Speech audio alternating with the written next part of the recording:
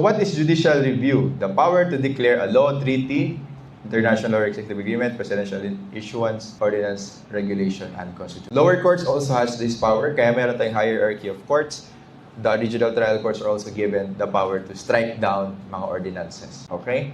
So if we think that a certain ordinance is violated of the Constitution, it violates Equal Protection Clause, it violates due process, it is a bill of attainder, or for whatever ground, you can go to the regional trial court in Santa Barbara to question that ordinance. Because they're also given the judicial power to declare such ordinances as unconstitutional. Okay? So, the court, nalaman niyo naman that tatlong departments and the difference of each department. It does not mean that the Supreme Court is supreme over the other departments.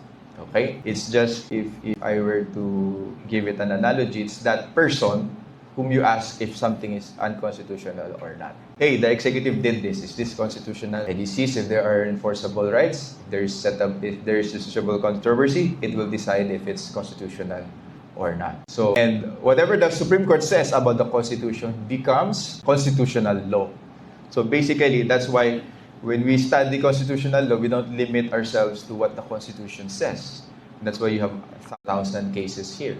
Because the decisions of the Supreme Court in relation to interpreting the Constitution is constitutional law itself. To settle competing claims of authority under the Constitution in an actual controversy. Does not mean that it's supreme over the executive, over the president. It does not mean it's supreme over the Senate or it can invalidate a law or executive act contrary to the Constitution. That is the teeth of the power of our